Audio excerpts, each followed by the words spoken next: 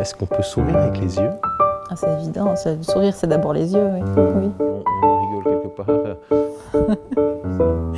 Avec plaisir. Tu es quelqu'un d'émotive? Très. Très. C'est pas toujours simple dans le métier que j'exerce parce que, d'autant plus depuis que j'ai des enfants, certaines images me font réagir. Alors c'est sympa parce que je travaille dans un journal le 12-45, c'est une émission qui est quand même très conviviale, peut-être plus que le 19-30, donc c'est plus facile si je me mets à rire. Par exemple, à une séquence, ça passe assez facilement. C'est une émission de la spontanéité, on va dire, plus que le 19-30, où c'est quand même plus cadré. Par contre, c'est vrai que je dois faire attention par rapport à certaines images. Il y a des choses que je sais que je ne dois pas regarder, sinon je vais avoir de la peine à continuer mon journal. Comme quoi?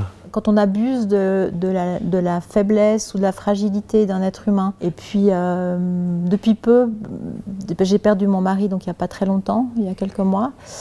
Et je suis revenue à l'antenne, j'ai été 3 mois absente parce qu'il a été malade et ensuite j'ai pris un peu de temps avant de revenir. Et j'avais un peu peur de mes réactions, justement, me connaissant. Et en fait, il y a une fois où il y a eu un moment comme ça, sur tout à fait autre chose, c'était le discours que Barack Obama a fait quand il est parti et où il s'est adressé à sa femme. Et là, il y a eu un moment qui, pour moi, en plus, c'était inattendu pour moi d'être touchée par ça. Et il y a eu un moment, je sais que les gens qui me connaissent ont vu à l'antenne que j'étais émue, quoi, après. Voilà, donc oui, je suis très émotive et les gens de mon entourage savent, je pleure, je ris, parfois d'une minute à l'autre, encore plus maintenant, dans ces semaines qui ont suivi la mort de mon mari a fortiori, mais voilà, je suis comme ça et je l'assume. Il avait quel âge, ton mari? Il avait 48 ans. Quel beau souvenir tu gardes de lui? 17 ans de vie ensemble, 2 enfants magnifiques, quelqu'un qui était exceptionnel. Drôle, très généreux. C'est pour moi là, ça c'est vraiment, on parlait de valeur tout à l'heure, ça pour moi ça avec l'échange, quoi. C'est une clé fondamentale qui me touche chez les gens, c'est la générosité. Je pourrais jamais enfin évidemment, c'est évident ce que je dis, évidemment que je peux pas partager avec quelqu'un qui veut pas donner, mais pour moi c'est rédhibitoire, quoi, le manque de générosité. Pour ceux qui ont besoin de comprendre, comment vivre avec? Comment continuer la vie? Qu'est-ce que tu peux leur dire? Bon, moi j'ai eu une chance immense, enfin j'en ai eu plusieurs dans cette épreuve. La première, c'est comme je disais avant, je suis consciente du privilège que j'ai eu. Pour moi c'était un privilège de vivre ces années avec cet homme et dans ce qui m'en reste aujourd'hui, c'est énorme. Donc ça c'est une première chose. La deuxième chose, c'est que il a été malade 8 semaines, puis après la période qui a suivi, j'ai été entourée d'une manière incroyable. J'ai découvert des gens, que ce soit à mon travail, que ce soit dans mon entourage proche. J'ai découvert justement une générosité chez les gens que je ne pensais pas imaginable. Et ça, je trouve que c'est un cadeau énorme de la vie. Et puis maintenant, j'ai mes enfants. Ils sont petits encore. Enfin, la grande est presque adolescente, le petit est encore petit. Et je n'ai pas le choix. Je dois avancer. Et donc ça, c'est aussi une force en fait. C'est parfois lourd, mais c'est aussi ma force. C'est que j'ai une mission sur cette terre maintenant. C'est de continuer le travail qu'on a commencé à 2. Comment tu vois le futur en fait?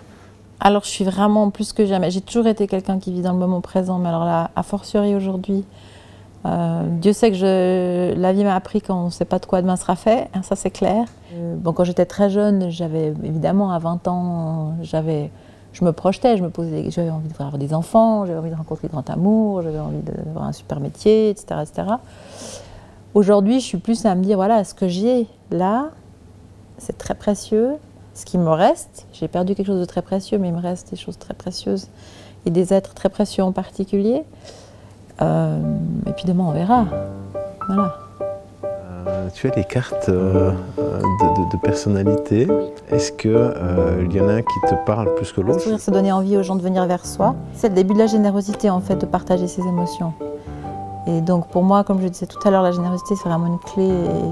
Quelqu'un qui me sourit, j'ai l'impression qu'il veut déjà me donner quelque chose et donc j'ai envie d'aller vers lui. Donc ça me parle particulièrement. Il faut sourire avec le vécu qu'on a, forcément, ça me parle en ce moment. Parce que je suis quelqu'un qui pense, par exemple, je cours des marathons et dans les moments difficiles du marathon, quelqu'un m'avait donné une fois ce, entre guillemets, truc, c'est pas magique, mais ça aide, quand c'est vraiment difficile de sourire. Et c'est fou comme tout semble plus simple en fait, déjà, un petit peu. Je pense que sourire c'est un peu le début, peut-être pas du bonheur, mais enfin de la solution à ces problèmes. Moi j'ai vu la séquence que vous avez faite avec Madame Viollier, et évidemment ça m'a touchée vu ce que je viens de vivre. J'ai beaucoup d'admiration pour elle et je me sens comprendre une partie de ce qu'elle vit. J'imagine que c'est encore plus difficile quand l'homme qu'on aime part comme son mari est parti, mais disons, oui j'ai beaucoup d'admiration pour la façon dont elle continue sa route.